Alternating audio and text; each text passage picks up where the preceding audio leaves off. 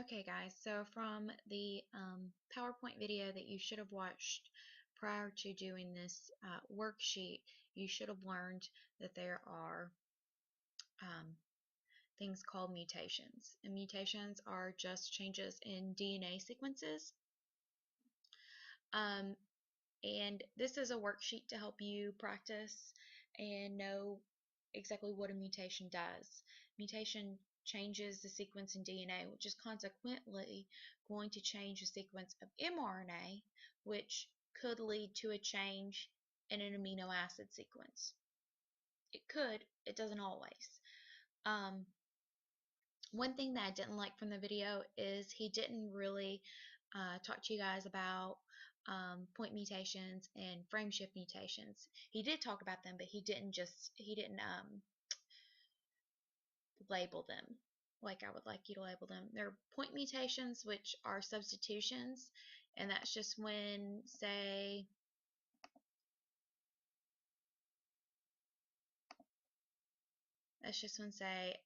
you maybe had an A. It's now changed to a T. That's a substitution. If you have a frame shift mutation, that's when you have their original DNA sequence, and an insertion would be me inserting, a T in here. A deletion would be me taking out one. And we call those frame shift mutations because it shifts the frame of reading them, okay? So it'll shift this frame of reading them. So let's do a couple of examples together, and hopefully this will help you guys do this worksheet on your own. Directions. It says to transcribe and translate the original DNA sequence, then do the same for each mutated DNA sequence. Then determine the consequence, if any, for each mutation by circling your choice for each question. You will need a genetic code chart. Just use the genetic code chart from last week when you did your codons. So it says you will need, so it says right here, this is our original DNA sequence. Here is our mRNA sequence. Okay, so now we're going to find our mRNA sequence. Let me just try to make a straight line here. Probably won't happen.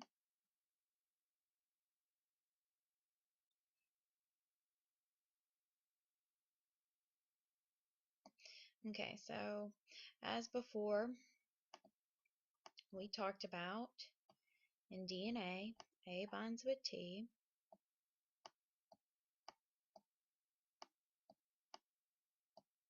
and G binds with C.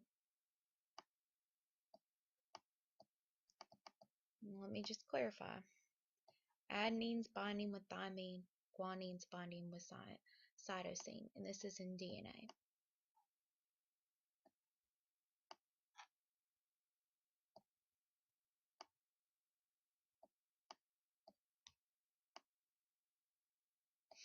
Now, if we're going to we're going to translate to RNA,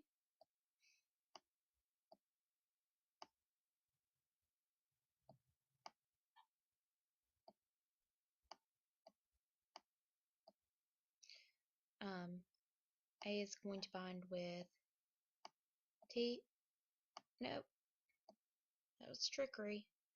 It's going to bind with U, uracil, and G is going to bind with C.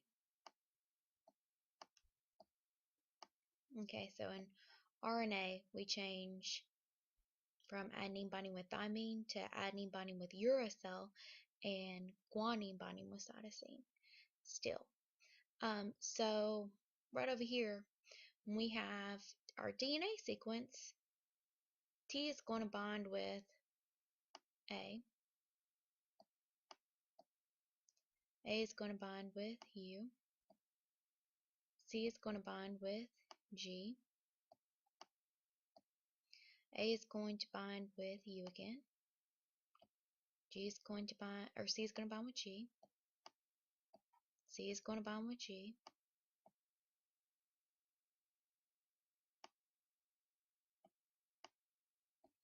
A is going to bind with T. T is going to bind with A.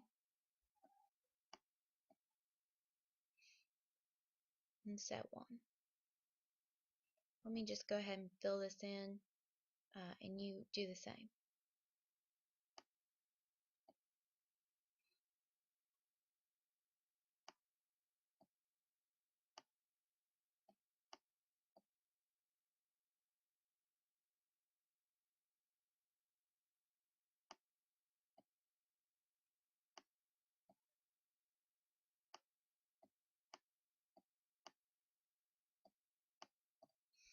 Okay, so we've got that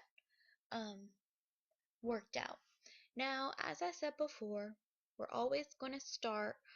We're always going to start with a start codon, okay? So here we have our start codon, and that's AUG, and that's always going to code for MET, okay? And that just tells us to get this process started, okay? So we put MET right there. I don't even need to look that up. I always know that when starting a sequence, it's always going to start with MET. And that doesn't mean that if you get like a question on an EOC and they say, hey, take this DNA sequence to an amino acid sequence, or this mRNA sequence to an amino acid sequence, that they're always going to start with MET. They could just give you, a segment of that RNA sequence.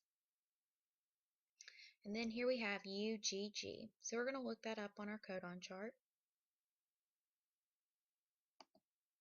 And here remember, you start in the middle and you work your way out. So here you have U, U, G, and that's lysine.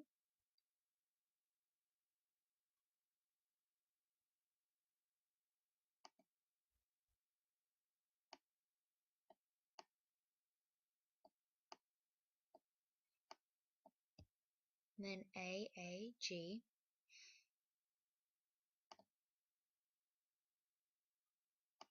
And like before, you start in the middle and you work your way out.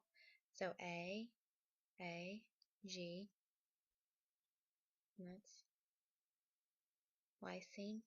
Maybe I had leucine before. Did I have leucine before? U, G. Yes, I did. So I'll need to change that.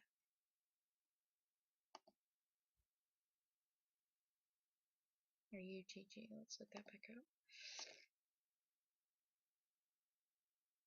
Yeah.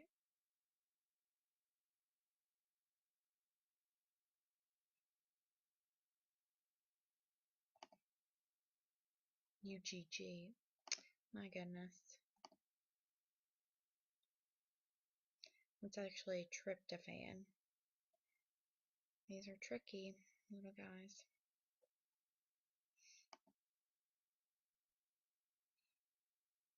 So I'll just erase that.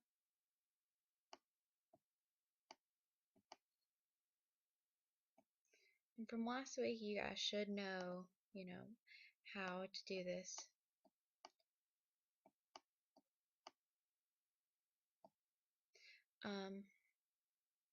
So I'm going to skip down here, and you guys finish that up on your own. Here, you're going to do the same thing. You translate the mRNA sequence, but there's going to be a difference between this original DNA sequence and this sequence down here, because it's going to be mutated, which means there's going to be a change in this DNA sequence. And I can spot the DNA sequence, the change right now, right here.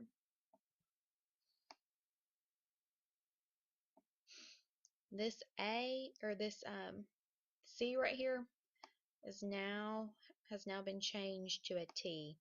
Okay, and what that tells us is what happened, and it wants you to tell me what type of mutation occurred. Mutation occurred, and wants to know what type.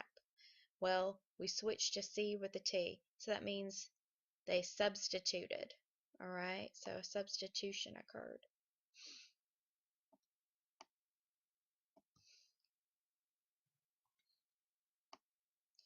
And how did the mutation affect the amino acid sequence? So if we go through here and we do this, and it says TAC, okay, so A, U, G, and then TAC is going to be A, U, I'm sorry, not U, A,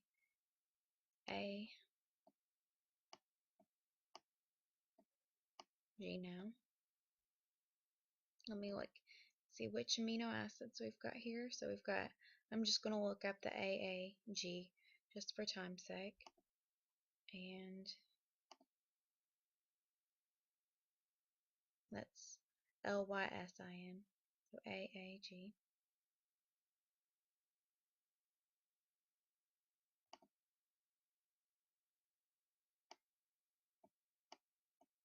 Lysine. Or was it leucine? Oh my gosh. Lysine.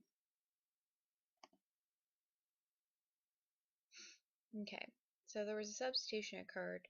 Originally we had tryptophan here for our amino acid. Now we have lysine. So it asks, how did this, affect the amino acid sequence? Was there a change in the amino acid sequence? Yes, there was. So there was no change. You can't circle that. It says one amino acid changed. And it looks like one amino acid changed. So I'm going to go ahead and circle that one. Premature stop signal. Now that would just mean that, and you'll need to fill the rest of this out and the rest of these out too. But if you got a, here's our original amino acid sequence. It should go all the way through ACT. If we stopped, right here, that would be a premature stop signal. So there might not be a stop signal.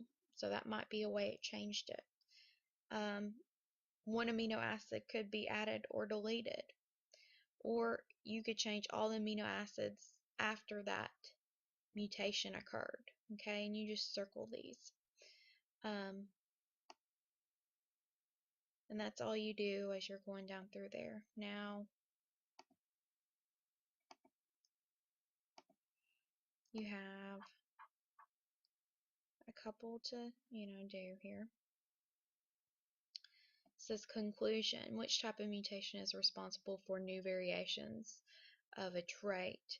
Well, we haven't gone over what alleles or traits mean, but if you change that amino acid sequence at all, then it's possible that you would create a new trait. And a new trait would be like just eye color or skin colors or something like that. Which type of mutation is results in an abnormal amino acid sequence? And that would just, talk about that up.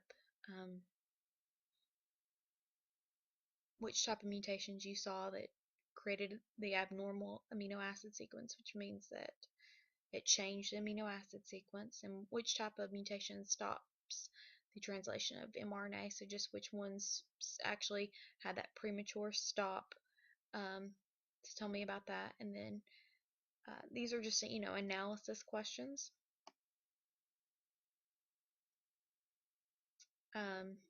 And they're pretty straightforward. I think you should be able to get them. Email me if you have any questions. I hope this helped. If it didn't, just email me.